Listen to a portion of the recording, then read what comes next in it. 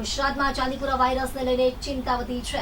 રાજ્યમાં અત્યાર સુધીમાં 6 બાળકોના રિપોર્ટ પોઝિટિવ આવ્યા છે, જ્યારે 3 બાળકોના મોત નીપજ્યા છે। આરોગ્ય મંત્રી પ્રફુલભાઈ પાનસેરિયાએ આ અંગે નિવેદન આપ્યું છે। તેમણે કહ્યું કે આરોગ્ય વિભાગની ટીમો એલર્ટ પર છે અને 61 જગ્યાએ દવાનો છંટકાવ કરવામાં આવ્યો છે। ગુજરાતમાં ચાંદીપુરા વાયરસે માથું ઉંચક્યું છે। રાજ્યના આરોગ્ય મંત્રી પ્રફુલભાઈ પાનસેરિયાએ માહિતી આપતા જણાવ્યું કે અત્યાર સુધી ચાંદીપુરા વાયરસના 17 શંકાસ્પદ બાળકોના રિપોર્ટ કઢાવવામાં આવ્યા હતા, જેમાંથી 10 બાળકોના રિપોર્ટ નેગેટિવ આવ્યા છે, જ્યારે 6 બાળકોના રિપોર્ટ પોઝિટિવ આવ્યા છે। દુર્ભાગ્યપૂર્ણ રીતે 3 બાળકોના મોત નીપજ્યા છે। મૃતકોમાં એક બાળક વિસનગરનું હતું। હાલ વડનગરમાં એક બાળકને હોસ્પિટલમાં દાખલ કરવામાં આવ્યો છે। મંત્રીશ્રીએ કહ્યું કે જે 6 જગ્યાએ કેસ પોઝિટિવ મળી આવ્યા છે ત્યાં અને તેની આસપાસના વિસ્તારોમાં દવાનો છંટકાવ કરવામાં આવ્યો છે। આજે જ રાજ્યમાં કુલ 61 સ્થળોએ દવા છંટકાવની કામગીરી હાથ ધરવામાં આવી છે। તપાસમાં જાણવા મળ્યું છે કે જ્યાં કેસ પોઝિટિવ આવ્યા છે ત્યાં સેન્ડફ્લાય નામની માખીઓ મળી આવી છે, જે ચાંદીપુરા વાયરસ ફેલાવે છે। તંત્ર દ્વારા આ માખીઓનો નાશ કરવાની કામગીરી પણ શરૂ કરી દેવામાં આવી છે। આરોગ્ય વિભાગની ટીમોને તાત્કાલિક કામગીરી કરવા સૂચના આપી દેવામાં આવી છે। શંકાસ્પદ લક્ષણો ધરાવતા દર્દીઓને તાત્કાલિક હોસ્પિટલમાં દાખલ કરી સારવાર આપવામાં આવી રહી છે। આરોગ્ય વિભાગે લોકોને અપીલ કરી છે કે બાળકોમાં તાવ, ઉલટી, આંચકી જેવા લક્ષણો દેખાય તો તાત્કાલિક નજીકની હોસ્પિટલમાં સંપર્ક કરવો। તંત્ર પરિસ્થિતિ પર સતત નજર રાખી રહ્યું છે।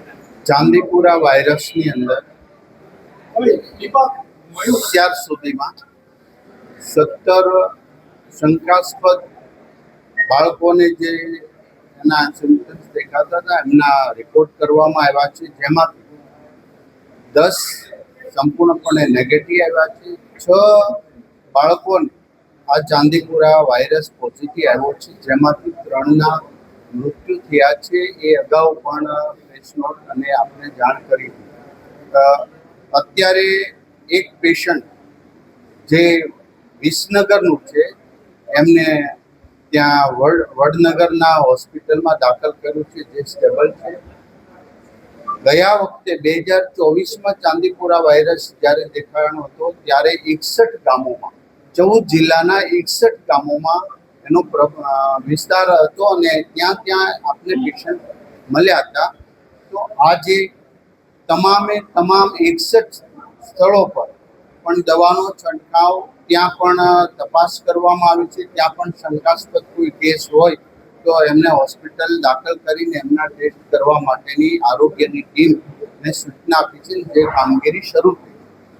જ્યાં 6 બાળકોને જ્યાં આ ચાંદીપુરાના વાયરસનો પોઝિટિવ આવ્યા છે, એ ગામો, એ સ્થળ, એ ઘર, બધી જગ્યા પર દવાનો છંટકાવ કરીને એમને સુરક્ષિત કરવા માટેનો આરોગ્યની ટીમ ત્યાં કામગીરી કરી રહી છે। જે જગ્યાએ બાળકોના પોઝિટિવ કેસ આવ્યા છે એ જગ્યાએ સેન્ડફ્લાય નામની માખી, જે એની વાહક હોય છે, જે કરડવાથી 18 વર્ષના નીચેના બાળકોને આ ખૂબ ગંભીર રીતે અસર થતી હોય, આ માખીઓ પણ મળી છે અને એને નાશ કરવાનું આરોગ્યની ટીમ સંપૂર્ણપણે કામગીરી કરી છે।